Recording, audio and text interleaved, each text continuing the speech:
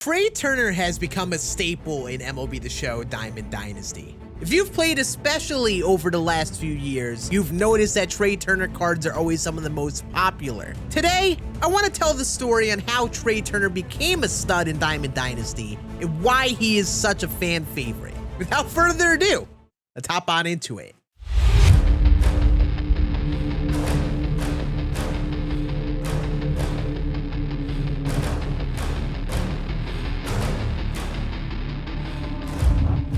Let's take a trip back to MLB The Show 20. Tops Now cards were a lot more valuable. We got some very solid cards like Mark Canha, Bo Bichette, and Byron Buxton, who were definitely cards that you could use on your team. On September 3rd, Trey Turner hit an inside the park home run, so he got a Tops Now card that was a 99 overall. Even though this card is very solid, it was not a must start for every team. Lightning Tatis, for example, and Honus Wagner and Ernie Banks are way better overall on the attributes than Trey Turner. So even though Trey Turner was a nice card, not many people used him. However, I do remember back then the rumblings about Trey Turner and many people saying that this card was super underrated. It definitely served as foreshadowing for the next year of MLB The Show. In MLB The Show 21, we had Team Affinity, which was basically the way to get cards on your team. These were programs that you can complete pretty easily to get some really good diamonds. At this current point in the game, people were using shortstops like 95 Jordan Groshans, who is a pretty well-rounded option, or the switch-hitting legend of Ronnie Mauricio. So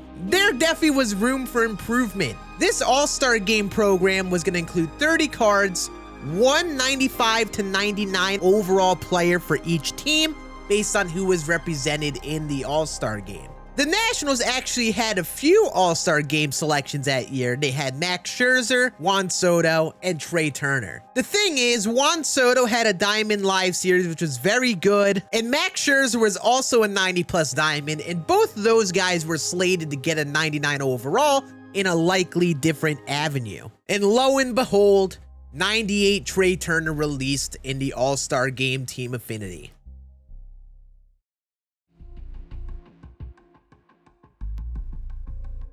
As with many of the All-Star Game cards, Trey Turner came out and became a top option in the game. Trey Turner was without a doubt the guy to use at shortstop. In this Team Affinity, all you had to do was complete 5 moments and you could get one player of your choice. So in theory, you could have gotten Trey Turner probably within an hour's work. And the thing with Trey Turner is that there were plenty of other shortstops that released after him, but he just would never leave lineups. Barry Larkin was a pretty good shortstop released in September with better power, better fielding, but people still elected to use Trey Turner. Wander Franco was a shortstop that brought maybe more well-rounded attributes and people still used Trey. Even people used Trey Turner over Honus Wagner. Not many, but people definitely did. So much content released after 98 Trey Turner. Honestly, Trey Turner was still a popular use heading into October, and the only thing that really made him get out of lineups was Team Affinity Season 5. We had like Fernando Tatis Jr., who you could argue is one of the best cards in Diamond Dynasty history, and other finest shortstops were the cards that made Trey Turner get out of some lineups. It's kind of sad to think about. It took this to get Trey Turner off of people's lineups. Him and Jacob deGrom became the 2 most notable cards in MLB 21 because of how often they were used.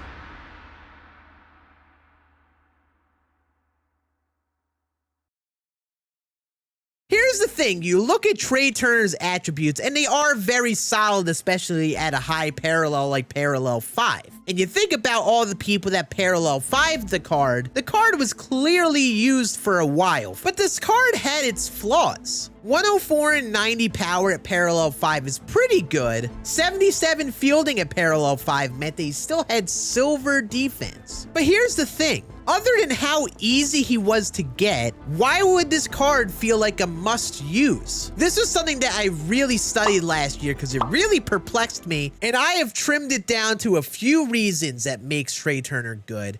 First, I do want to discuss the attributes because there are some things on his attributes that make him a favorable choice. 99 speed, top tier contact being above 115 versus both sides at high parallel. His PCI was big enough to be used against the top tier pitchers on Hall of Fame and Legend difficulty. And he had positional versatility, so you could play him at shortstop or second base or center field. So there were some aspects on paper that made him a viable choice wherever he was able to play. One major factor that made Trey Turner so good is his swing. Swings are a heavily discussed thing in MLB The Show. A lot of it comes down to personal preference. Like, a swing isn't fully a thing that makes a player better or worse, but there are factors that make certain swings way more popular than others. There's a reason why players like Mike Trout, Cedric Mullins, people like those swings because of the animations that they bring. And the thing that Trey,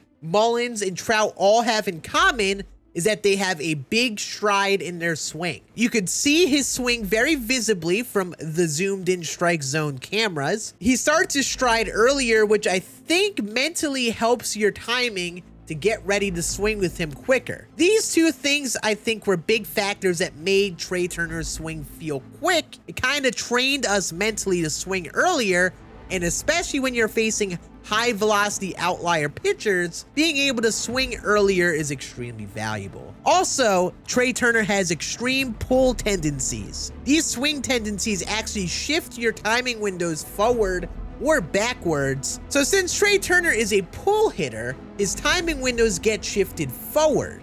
So he'll actually find himself earlier on the ball in more scenarios. So Trey Turner would pull a lot of balls. He'd hit for a lot of power because of his ability to pull the ball well. A lot of people felt he had a very favorable swing. Last but definitely not least, a big part of Trey Turner is the quirks. There are two different categories of quirks on players. First, you have inactive quirks. These quirks are quirks that every player in the game gets. They don't actually do anything on their own. Bomber, for example, is a quirk that shows up on any player in the game once they reach a certain threshold of power. I think it's something like above 85 power. They're just kind of labels so you can understand how a card will play in game. Then there are active quirks. Every current year player gets active quirks, while some players have more or less than others. These quirks are actual things that are meant to make live series cards more valuable. And these things actually affect the attributes. But when the player's in that scenario, they get a slight boost. Trey Turner is one of those players that gets live series quirks, but he also gets a ton of them.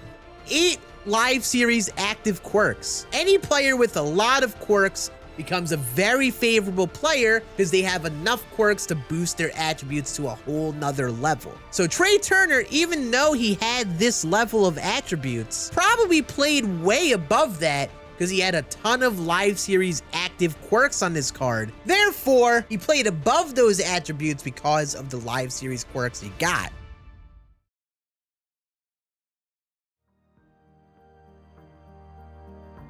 Trea Turner became a fan favorite Diamond Dynasty card because of this 98 overall card. They decided to release a second Trea Turner by the end of the game, a 99 overall finest in one of the last events of the game. So now you could get a 99 overall version of him with even more power and diamond defense at second base, which was so crazy. It led to Trey Turner not even getting a diamond in MLB The Show 22 until he got a postseason card in October. And they do this with cards to kind of balance which cards are used often, and obviously Trey Turner was used a lot. They intentionally didn't release many cards of his because of that. If you guys enjoyed this video, make sure you hit that thumbs up and make sure you subscribe to the channel as well. I do plan on uploading more videos like this. And let me know in the comments, what else do you want to see me talk about? I have a whole list of ideas that I plan on going through, but I would love to see what you want to see me talk about because there are a lot of fun stories that we could tell about the history of MLB The Show. I appreciate you all watching, and I will see you all again on the next one. Deuces.